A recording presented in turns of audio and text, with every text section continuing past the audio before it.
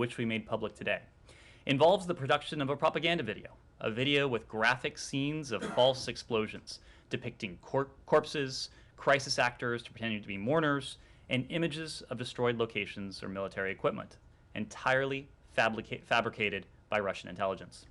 To be clear, the production of this propaganda video is one of a number of options that the Russian government is developing as a fake pretext to initiate and potentially justify military aggression against Ukraine. We don't know if Russia will necessarily use this or another option in the coming days. We are publicizing it now, however, in order to lay bare the extent of Russia's destabilizing actions towards Ukraine and to dissuade Russia from continuing this dangerous campaign and ultimately launching a military attack. Russia has signaled it's willing to continue diplomatic talks as a means to de-escalate, but actions such as these suggest otherwise. We will continue to diligently work together with our allies and partners to expose Russian disinformation and other hybrid tactics used against Ukraine. We continue to work to prevent any effort Moscow might make to justify further military action in Ukraine. We again urge Russia to stop its destructive and destabilizing disinformation campaign, to de-escalate tensions, and to engage in diplomacy and dialogue for a peaceful solution. Thank you. Thanks. Okay, well, that's quite a mouthful there. So you said actions such as these suggest otherwise, suggest meaning that they suggest they're not interested in talks and they're going to go ahead with some kind of a... What action are you talking about? One, the actions I've just pointed to. The fact that Russia continues to engage in disinformation campaigns. You know, you made an allegation that they might do that. Have they actually done it? What we know, Matt, is what I have just said, that they have engaged in this activity, in this planning activity. But let me because obviously this is not the first time we've made these reports public. You'll remember that just a few weeks ago. I'm sorry, made what report public? If you'll let me finish, I will tell you what report we made public. We told you a few weeks ago that we have information indicating Russia also has already prepositioned a group of operatives to conduct a false flag operation in eastern Ukraine. So that, Matt, to your question, is an action that Russia has already taken. It's an action that you say that they have taken, but you have shown no evidence to confirm that. And I'm going to get to the next question here, which is, what is the evidence that they... I mean, this is like crisis actors, really? This is like Alex Jones territory you're getting into now. What evidence do you have to support the idea that there is some propaganda film in the making? Matt, this is derived from information known to the U.S. government, intelligence information that we have declassified. I think you know... Okay, well, where is it? Where is this information? It is intelligence information that we have declassified. Well, where is it? Where's the declassified information? I just delivered it. No, you made a series of allegations and statements. Would you like us to print out the topper? Because you will see a transcript of this briefing that you can print out for yourself. That's not evidence, Ned. That's you saying it. That's not evidence. I'm sorry. What would you like, Matt?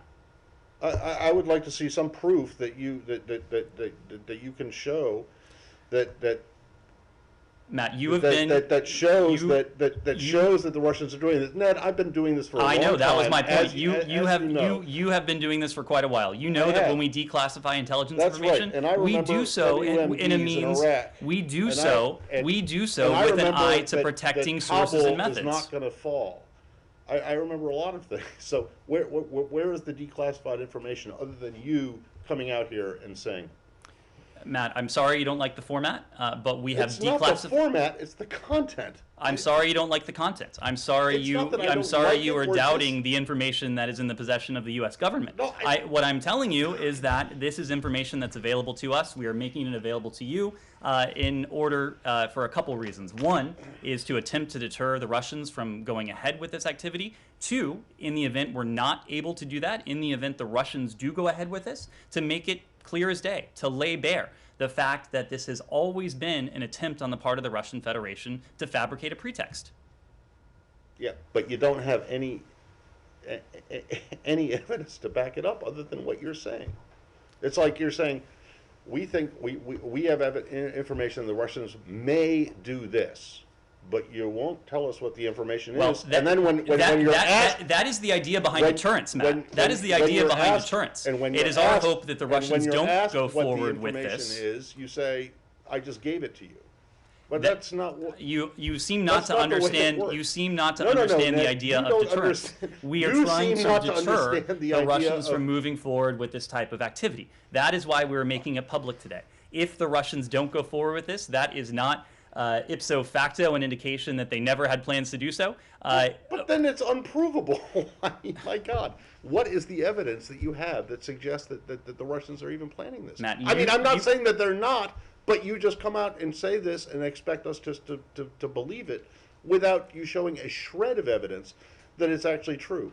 Other than when I ask, or when anyone else asks, what's the information? You said, well, I just gave it to you, which was just you making a statement. Matt, you said yourself, you've been in this business for quite a long time. You know that when we make information, intelligence information public, we do so in a way that protects sensitive sources and methods. You also know that we declassify information only when we're confident in that information. Ned, If you doubt the credibility of the U.S. government, of the British government, of other governments, and want to find solace in information that the Russians are Solace? putting out, that is for wanna- you to do. I'm not asking what the Russian government is putting out, and John. what is it supposed to be? Video, because U.S. officials are describing very specific scenes, but do they actually have a video? The fact that we are able to go into such great detail, obviously I'm not going to spell out what is in our possession, but I will leave it to you. I will leave that to your judgment, your imagination. There are no facts that you've spelled out. Coming days. Do you have evidence that this was intended to come out in the coming days? We've said, Ben, for some time now that the Russians have positioned forces. They have undertaken preparations that if Putin decides to move forward with an invasion, they're positioned to do so. You They are specifically poised to do said so. in the coming days. I mean, is that a timeline that you felt that this was going to happen imminently? Well, we know what they are planning for. We know the contingencies that they have engaged in. And again, these are the kinds of steps that they are poised to undertake if that decision is made. Our goal in all of this is to deter an invasion, to deter this type of activity. So we certainly hope it doesn't take place. We are making clear what we know so that in the event it does take place, it will be clear to the world what this actually was and what it was not. And the pre-positioned teams, when do you suggest they were pre-positioned? Are we going back months? I mean, or is this a more recent sort of deployment? Well, this was something that we made public several weeks ago now. So several weeks ago, we said that information available to us indicated that Russia had already pre-positioned a group of operatives to conduct a false flag operation in eastern Ukraine. Was it recent at that point? Because if they had come across just a few weeks ago, that would be a Russian aggression across the border, which you've warned time and time again would result in, severe consequences. Ben, you know that the sort of hybrid activity that we've been pointing to, much of it has been going on since 2014. Obviously, we're very attuned to any Russian aggression against Ukraine that may take place in this atmosphere, given the heightened tensions. Andrea? Can you, in any way, describe your level of confidence which you have not suggested, at how far along in the planning this is? At some level of planning in terms of their possible operations.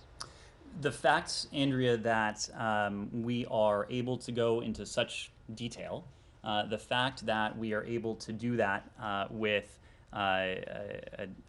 confidence, because we would not be saying this otherwise, suggests that this is something that this planning, at least this contingency planning, is well underway.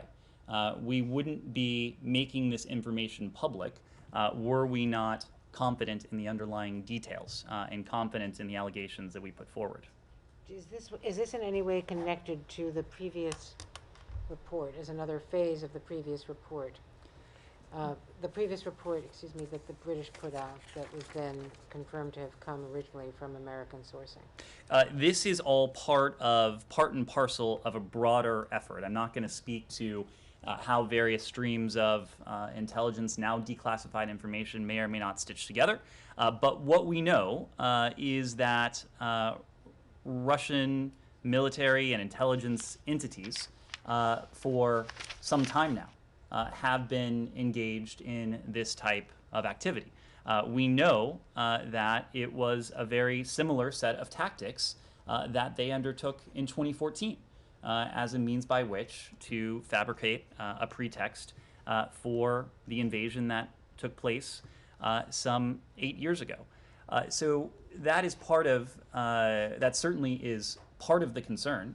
The other element of the concern is not only the historical aspect of it, the fact that we have seen this before, but the fact of what we are seeing now, what we are picking up now through means that, of course, we can't get into, but that has produced information available to us in which we are confident.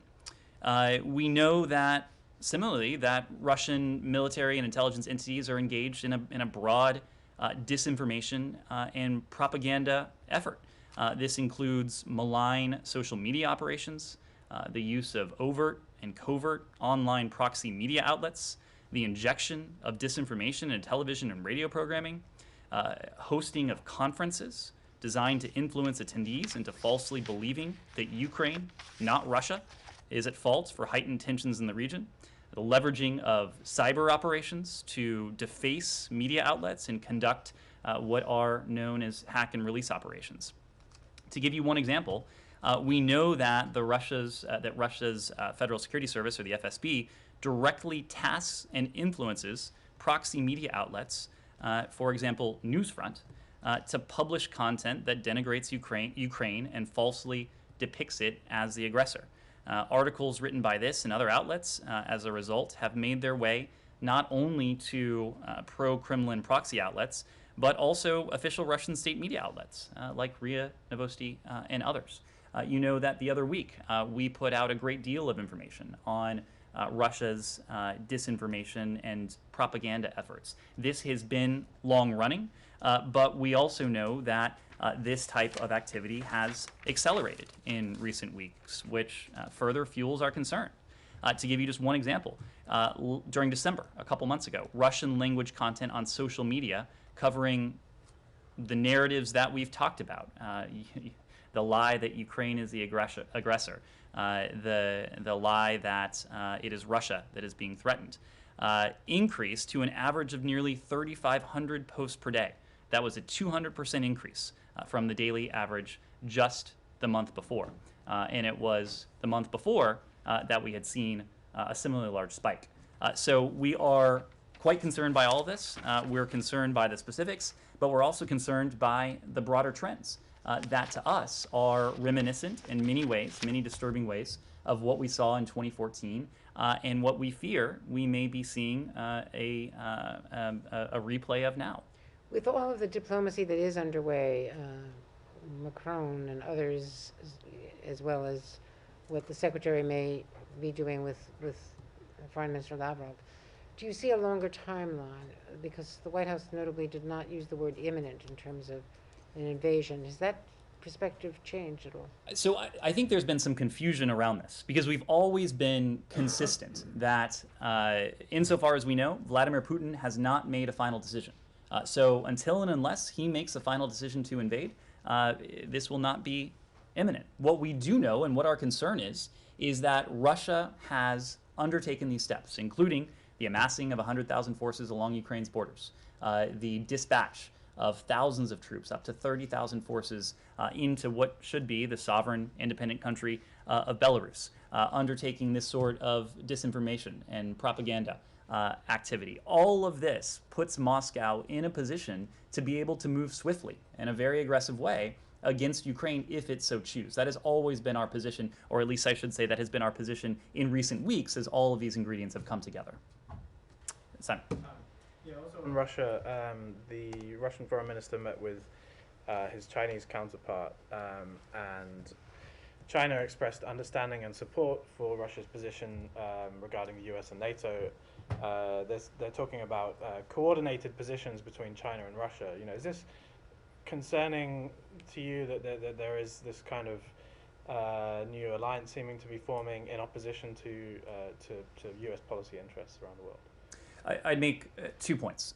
First, and this is something we discussed a few days ago, but Secretary Blinken had an opportunity to speak to Foreign Minister Wang of the PRC last week. And as part of that conversation, the Secretary and the Foreign Minister discussed the tensions that are the result of Moscow's needless provocations and military buildup, and the potential implications of a Russian incursion or invasion into Ukraine.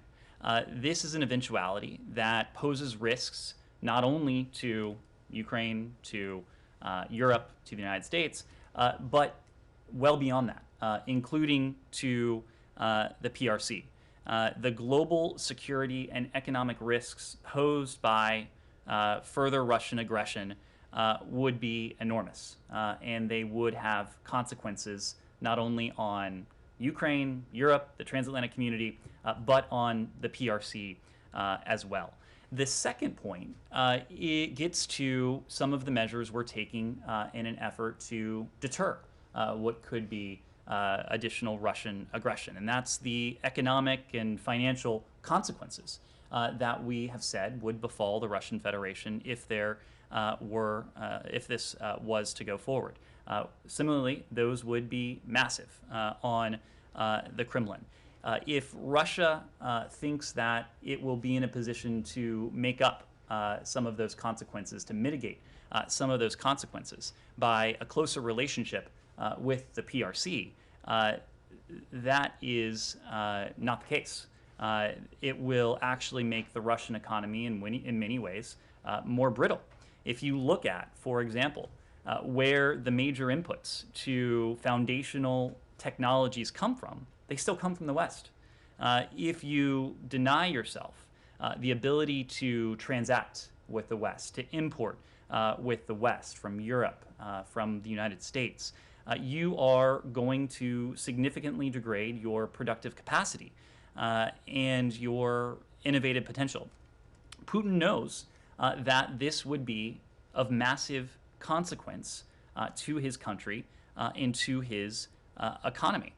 A closer relationship with the PRC, a closer relationship between Russia and the PRC, is not going to make up for that.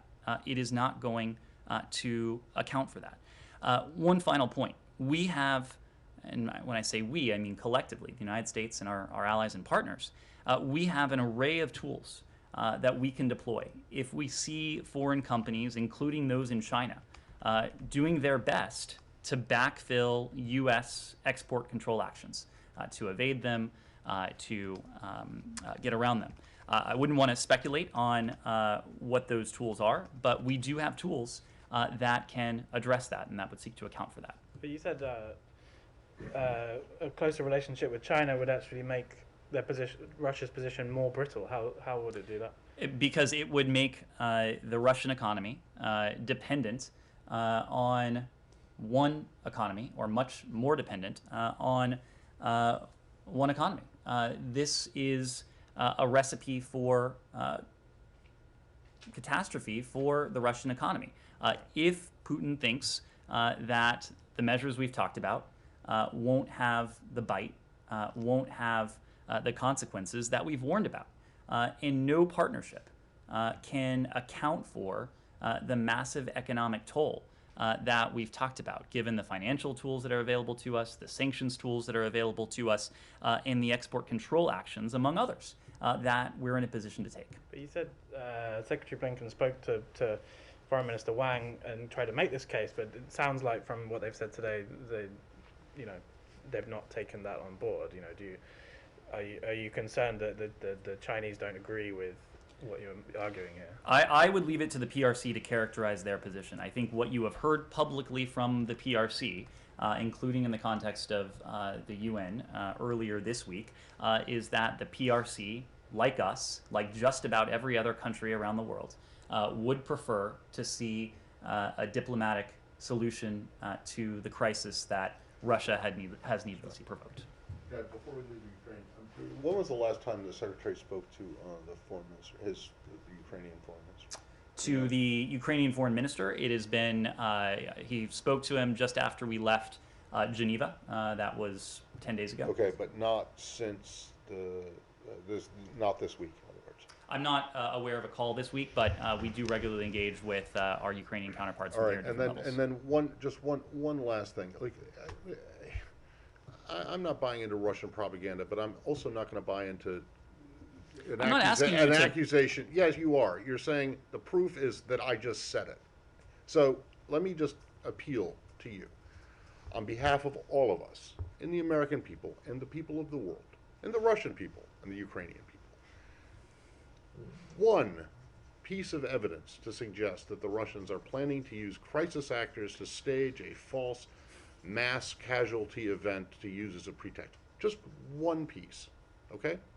And not you or Kirby or Jen or John Feiner or Jake saying this is what is so, and then you turning around and saying, well, because we said it, it's a fact. So let me piece of verifiable evidence. Let me make a couple broad points, and I acknowledge this will probably be unsatisfactory to you in the moment, but here's what I think you know, what I certainly know, what everyone here knows. There are 100,000 Russian troops encircling Ukraine right now, approaching Ukraine's borders, close to the borders. There are thousands of Russian troops, with the potential for some 30,000 Russian troops to stream in to Belarus. All of these forces are positioned, could well be positioned, if Putin makes that decision, to engage on Ukraine in a coordinated assault. We also know that the Russians have resorted to these tactics in the past, have developed a remarkably similar playbook in 2014, amassed troops, engaged in 2014, it is a historical fact, engaged in disinformation and propaganda to paint Ukraine as the aggressor, fabricated a pretext for an invasion, and went in. So with what we know from 8 years ago, with what we have seen, you and I both have seen, everyone has seen, with what we have heard 8 years ago, in the ensuing 8 years, and in recent weeks, it seems to me that it should not be outlandish that the Russians may be engaging in this activity fine, but not again. being outlandish doesn't mean that you have any proof that it's happening. The second point, or being the second planned. point, the Hold second on, point. Ned, you can't just.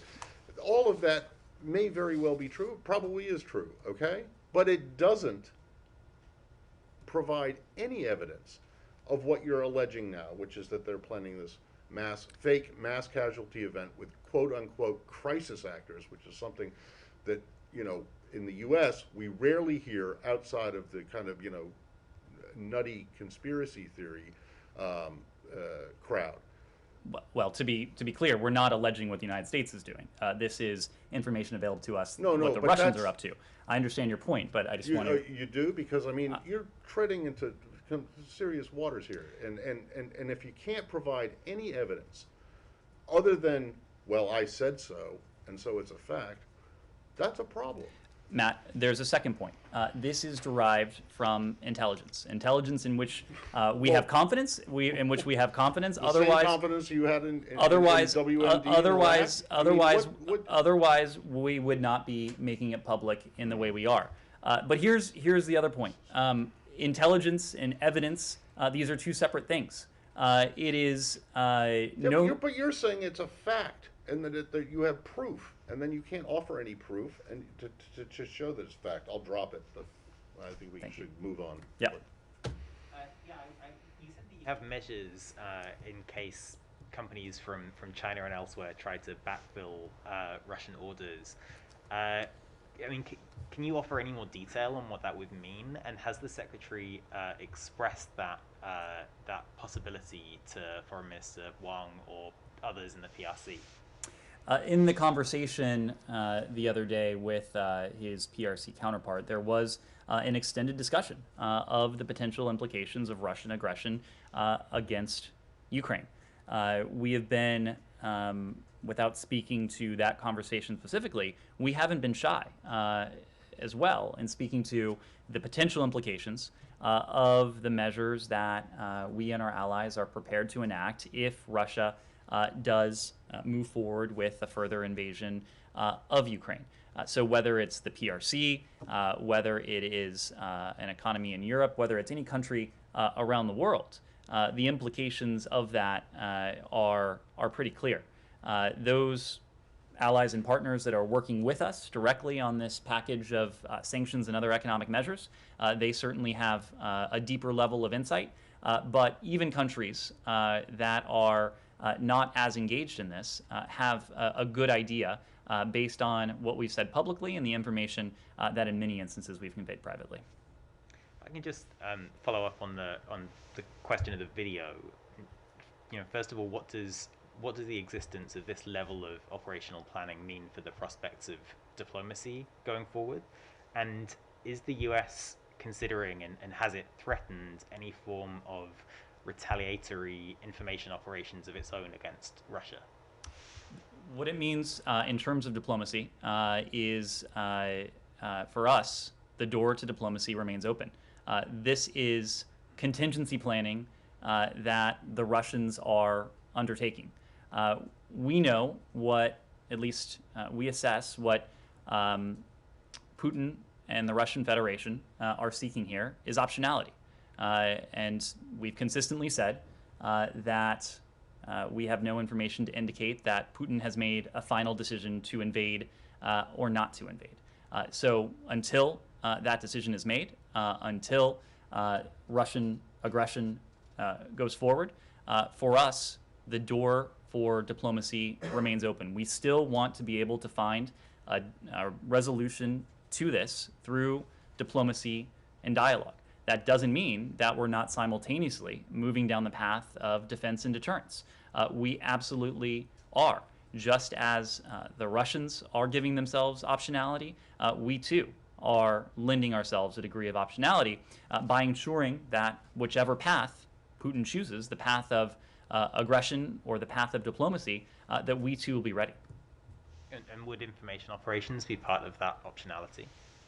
Look, I'm not going to speak to that. I think as a general matter, we have made the point that the best antidote to disinformation, the best antidote to information, to propaganda, is information. That is precisely why you have heard us not only today, but with the previous elements we have declassified and put forward. We have sought to do a couple things to deter the Russians from taking these courses, from pursuing these paths, but also, again, in the event they choose the path of aggression and invasion, to lay bare that this was the plan all along. So I think when you look at what we're doing, we are using information to combat the disinformation, the propaganda that we're seeing emanate from Moscow. Andrea. Can you tell us more about the initiative at NATO that Ann Neuberger is leading with our allies to better defend against cyber attack? So this is, I will in the first instance leave it to colleagues at the White House and the Department of Homeland Security to speak about those efforts. But this is part and parcel of our efforts to be prepared for any contingency that arises. You've heard us speak to this broadly in terms of our preference for diplomacy and dialogue, the defensive and deterrent moves that we are taking, whether it is providing defensive security assistance to the Ukrainians, whether it is reinforcing our NATO allies on the eastern flank, whether it is engaging with conversations with partners and allies around the world on energy supplies to mitigate the potential implications in energy markets, but also when it comes to cyber, because we know that, again, the Russians have a long playbook. It is a playbook with many options in it. It's a playbook that they have turned to in the past to resort to a variety of tactics. We know that cyber has been one of those tactics. They've deployed it against Ukraine. They've deployed it against countries much further afield, including the United States. So it is only prudent for us to be prepared for an eventuality in which the Russians once again reach for this tactic. Our goal, again, in all of this is to deter this. Our goal, again, in all of this is to see to it that these actions don't emerge from the Russian Federation, but if they do, we are going to extraordinary lengths to be prepared. But in terms of shoring up defenses, is there an initiative to reach out to American businesses so that if there is malware, it doesn't quickly move through the supply chain? I mean, I will allow the White House and DHS and CISA and others to speak to this, but public-private partnership is really at the heart of our efforts to defend, to harden networks against cyber attacks. We know that this is something that the federal government alone cannot do. We have known that for some time. I think if you speak to my colleagues in these other departments and agencies, you will hear a great emphasis on the role of public-private partnerships. Yes? One more about the video. When did you get this intelligence? Is this brand new, or is this something that you've known about for some time?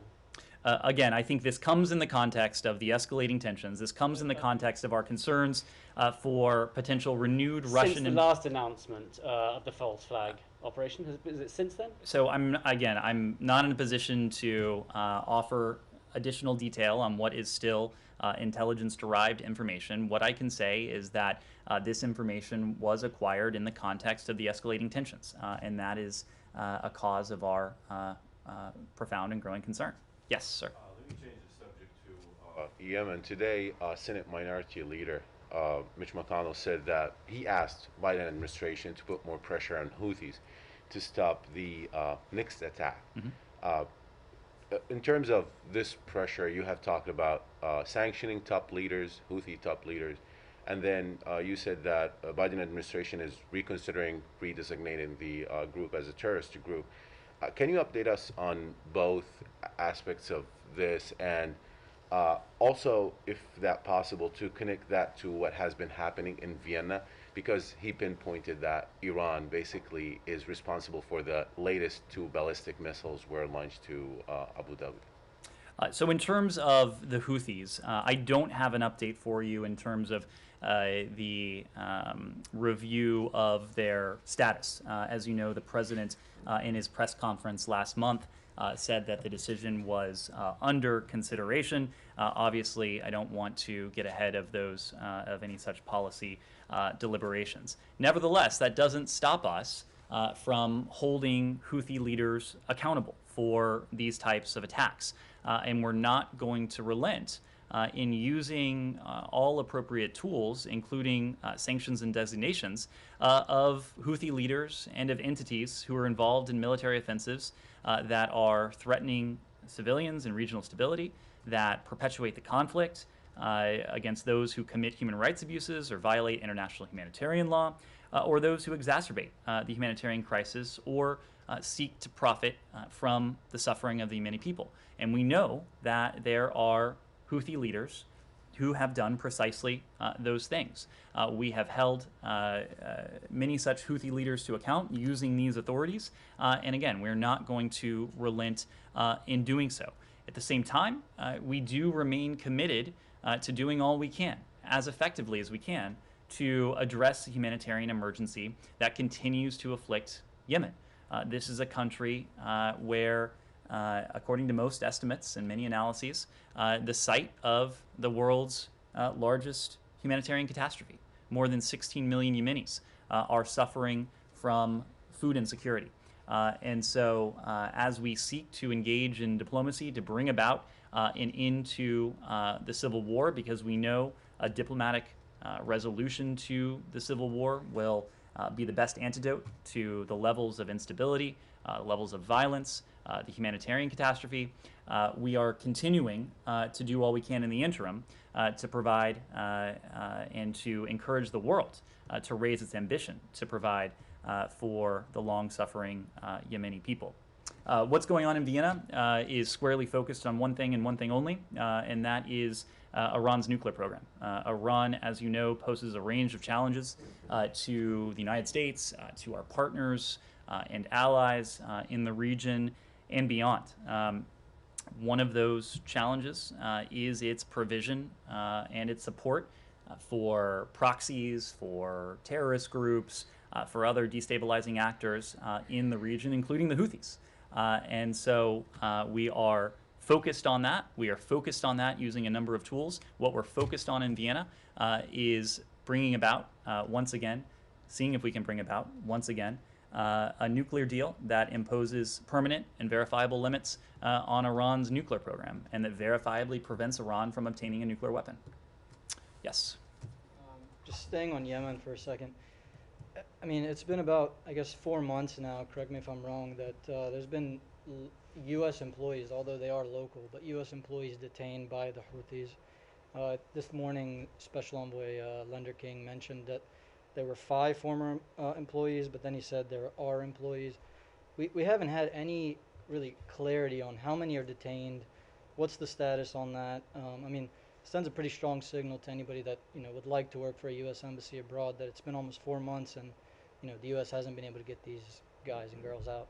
What should also send a very strong signal is that we have been and we will be unceasing in our efforts to secure the release of our Yemeni staff in Sana'a. As you heard from the Special Envoy, there are several who remain detained, and we are going to continue to be unceasing, unrelenting in our diplomatic efforts to see them released. You mentioned Special Envoy Lender King on NPR this morning. He also noted the fact that the Houthis continue to hold these individuals, our local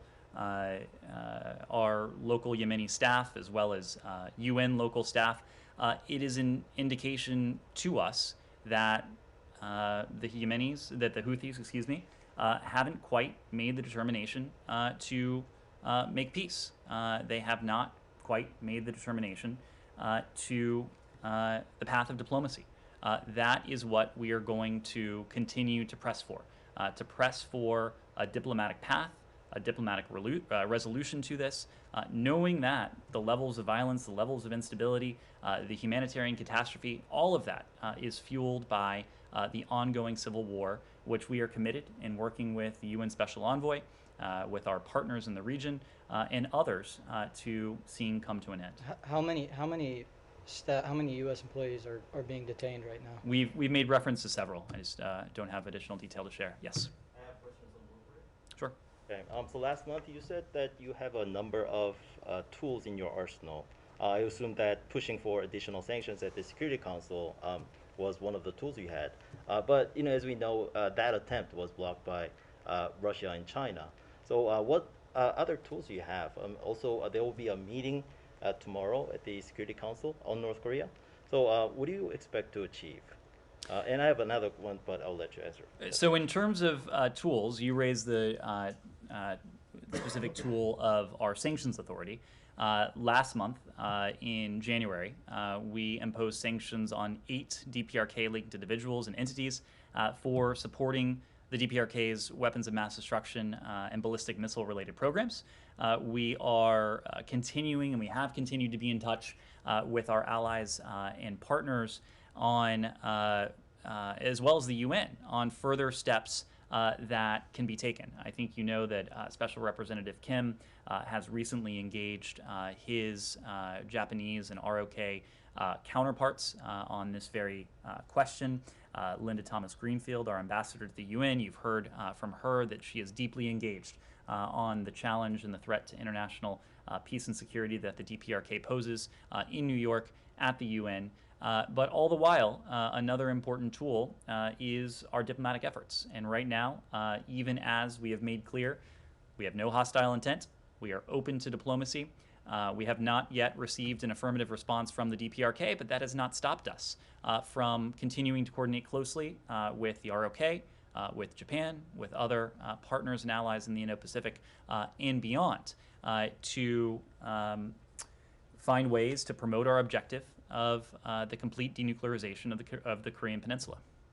Just on that, are you prepared to talk about the next interactions that there might be between the Secretary and his Japanese and Korean counterparts on that? I'm not at the moment, but I suspect, given that he just spoke to. I know he spoke to the Japanese, and Wendy has been in touch with her people, and Sung Kim has been in touch with her counterparts. That's right. There were conversations by the Secretary just. But you just would yesterday. expect? Would you say that perhaps within the next week that there would be additional discussions? I don't know why you would pick that time frame, but it's very possible. Next couple days. Sure.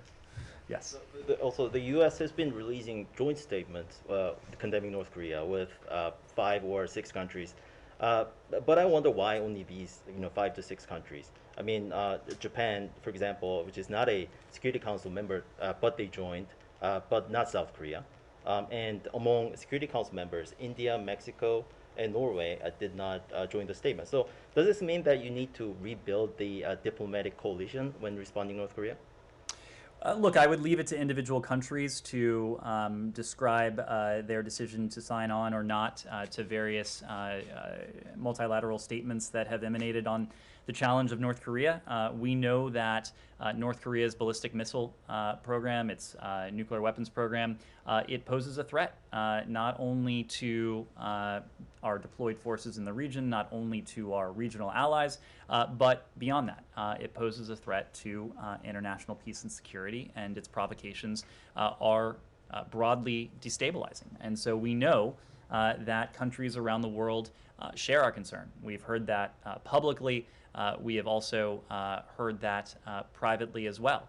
I think our approach is distinguished from the previous administration's approach in a number of ways. I think one of those ways is our focus on working closely with partners and allies. And so this is work that we began in earnest in the very outset of this administration. I think it's work against which we've made good progress.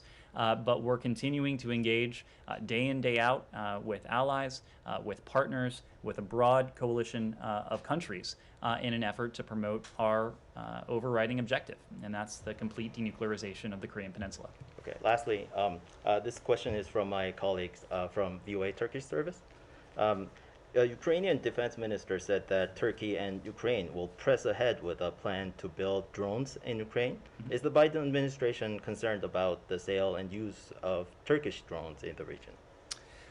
So what I will say on that is that we know, I think as you alluded to, that President Erdogan is visiting Kyiv, and that defense cooperation between a NATO ally like Turkey and Ukraine, we think that that bolsters regional stability and Ukraine's ability to defend itself. As you know, we ourselves have provided unprecedented levels of defensive security assistance to Ukraine. We have authorized our NATO allies to provide U.S. origin equipment to our Ukrainian partners, and we broadly encourage partners and allies to provide security assistance to Ukraine to resist further Russian aggression and to deter a potential Russian invasion. At the same time, we strongly advocate for the appropriate use of defense equipment in accordance with the laws of armed conflict and in a manner that avoids civilian harm. Yes? I have a question about pandemic preparedness. 2 years before the pandemic broke out, the State Department released there were some cables that suggested that Wuhan Institute of Virology was carrying out some risky research and that security wasn't great. I just wondered to what extent today State Department and embassies around the world continue to monitor for such threats, and how important you consider the need for such sort of precautions right now. Pandemic preparedness, what we are doing to detect and to prevent outbreaks from becoming epidemics, epidemics from becoming pandemics, that is part and parcel of our global health security strategy. We know that from experience, whether it's COVID, whether it's Ebola, whether it is the outbreak of any other infectious disease or virus, that the most effective means to combat it is to do so early on, is to do so at the source before it has spread far and wide. So those efforts are of great importance to us. The CDC is engaged in it. This Department of State has a role to play as well, as does the Department of Health and Human Services and others. Would you monitor specific labs in foreign countries, perchance they were carrying out risky research? I know that we partner, I can say that we partner with a number of countries around the world on pandemic preparedness, share best practices as appropriate with countries around the world, share practices when it comes to safeguards, when it comes to disease detection and surveillance around the world. It's certainly a priority. Andrea. I want to ask you about Afghanistan. There was a briefing this week on the Hill, as you know, and some criticism afterwards. There is a Senate Republican report that Senator Risch put out, which is broadly critical of the evacuation and the planning. Let me posit that you successfully evacuated 120,000 people after the fall of Kabul, which is an extraordinary number. So I'm putting that out there, okay? But we've since seen the George Packer reporting in the Atlantic, as well as the Axios deputies' notes from an August 14th deputies meeting at the White House, which is the day, well, only hours before Kabul fell that night. So let me ask you about, how late the planning was done, because from quotes from that memo, which no one has denied, the planning was just starting to get Afghan translators out, local embassy personnel out, highly vulnerable Afghan civil society leaders, the document reads in part. Embassy Kabul will notify LES, locally employed staff, to begin to register their interest in relocation to the United States and begin to prepare immediately for departure. Well, we know that locally employed staff were not notified when the embassy shut down and the other staff were evacuated. Kabul fell that very night. Why wasn't that done sooner as well? Another quote, all departments and agencies will transmit their priority populations to be considered for relocation as P1/P2 referrals. That's very early on, at the very last moment. And the question is, with the planning, with the deadline approaching from the spring on, why wasn't there, despite the COVID outbreak in Kabul embassy, why wasn't there more planning, outsourcing some of that paperwork for SIVs, P1 and P2s? Why weren't P1 and P2 categories established earlier? Why was it done so close to when it was impossible to get these others out, many of whom are still there? Okay, so there's a lot in that question. There's a lot in that report that we would take issue with. Let me start by saying that no single document, I'm not going to speak to the specifics of a purportedly leaked document, but no single document is reflective of the totality of months and months of work and planning on any issue. I'm sorry, but it says begin to query the population of locally employed staff. It doesn't say we've been doing this. All of these quotes refer to initiating the planning. So that is not an accurate rendition of what happened. These are quotes. And no one has denied the legitimacy. Let me give you some context as to what did happen. And in order to do that, you really have to back up to January of last year. We, as you know, and I think you alluded to, you inherited nothing. We inherited. You said nothing, but yes, it was a program, an SIV program, that had been, in many ways, intentionally starved. It was a program that was basically at a standstill. It was a program that had not conducted a single interview in Kabul since March of the previous year, March of 2020. After taking office, we surged resources and staff in order to issue nearly 8,400 SIVs in the first year of this administration.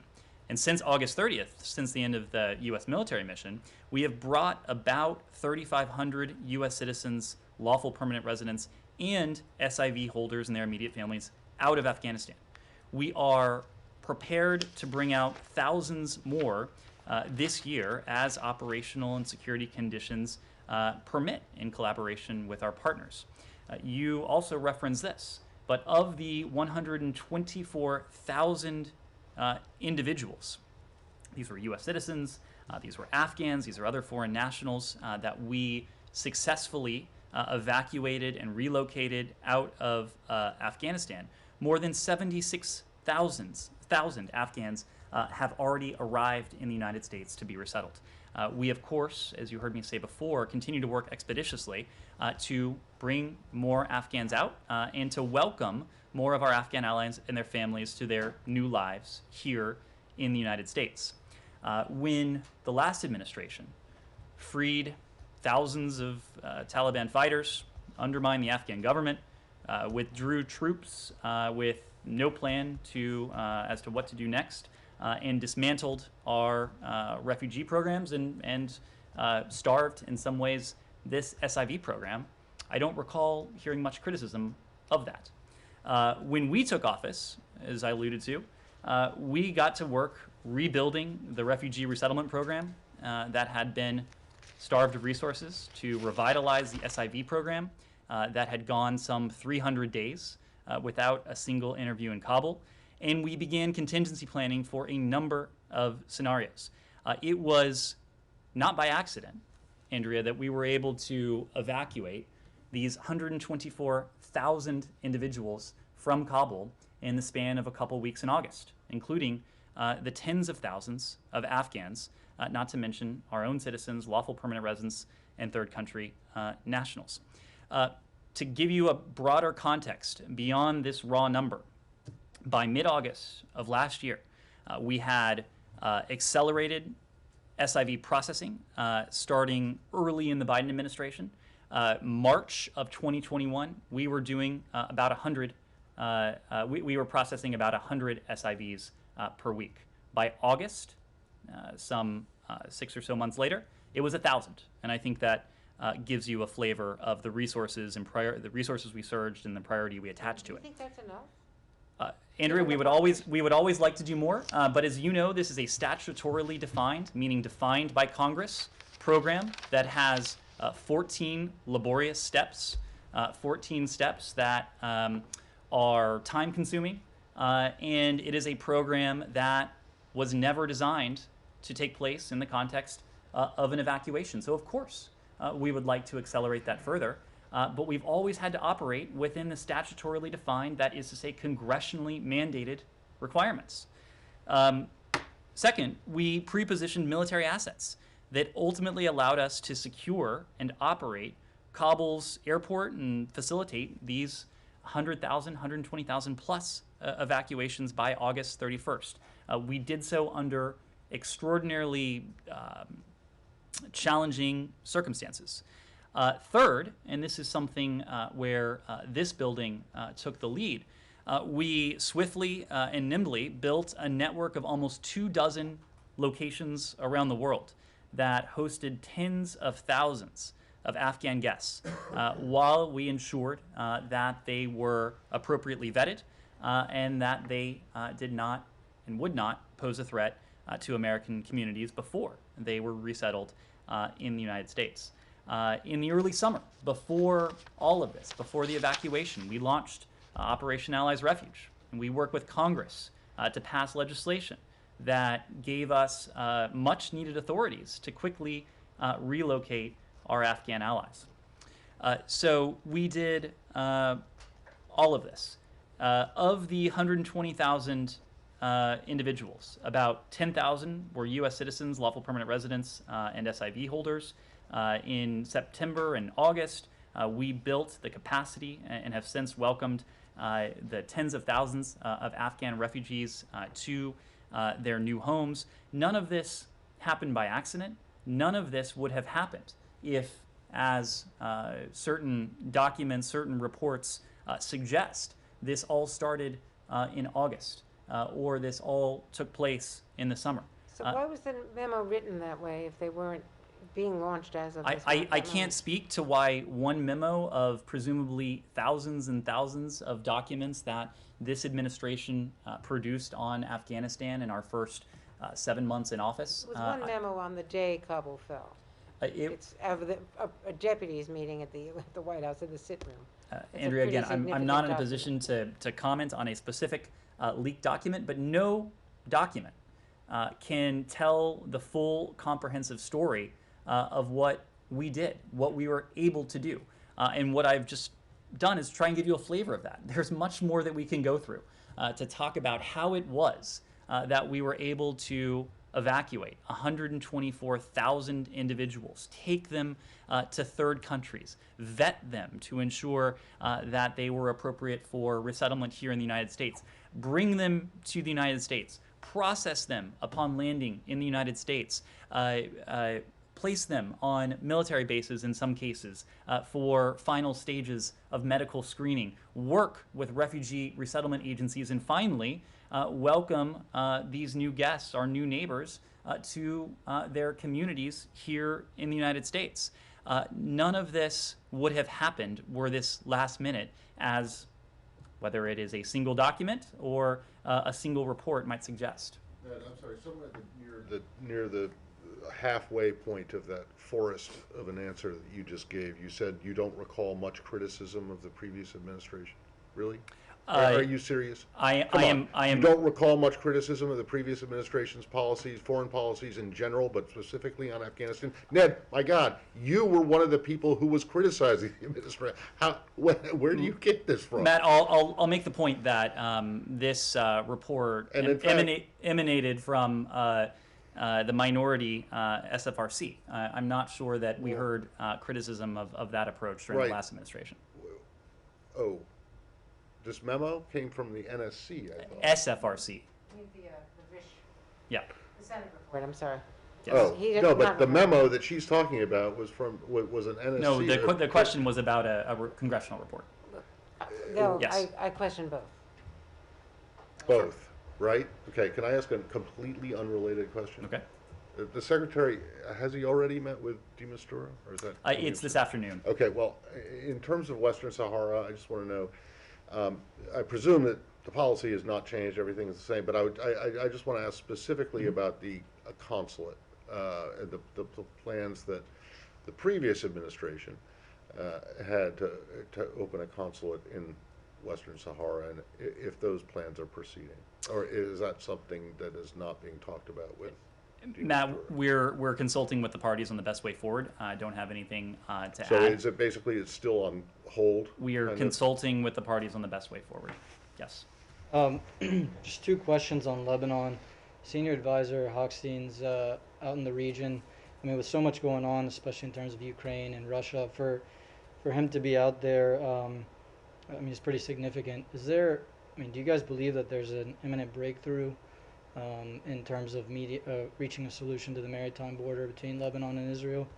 And just a second one on Lebanon as well. The top Republicans in the SFRC and on the House Foreign Relations Committee sent a letter to Secretary Blinken. I know you don't comment on congressional affairs, but they're asking him, or asking the Biden administration, to reconsider support for energy and electricity deals from Egypt and Jordan to Lebanon via Syria, due to potential Caesar Act sanctions. Is this something that the Secretary is willing to reconsider? So let me start with your first question on the Israel-Lebanon maritime border. This is a decision for both Israel and Lebanon to make. We stand ready to facilitate negotiations on the maritime boundary between Israel and Lebanon, and we strongly support efforts to reach a mutually beneficial agreement. You referenced Senior Advisor for Global Energy Security, Amos Hochstein.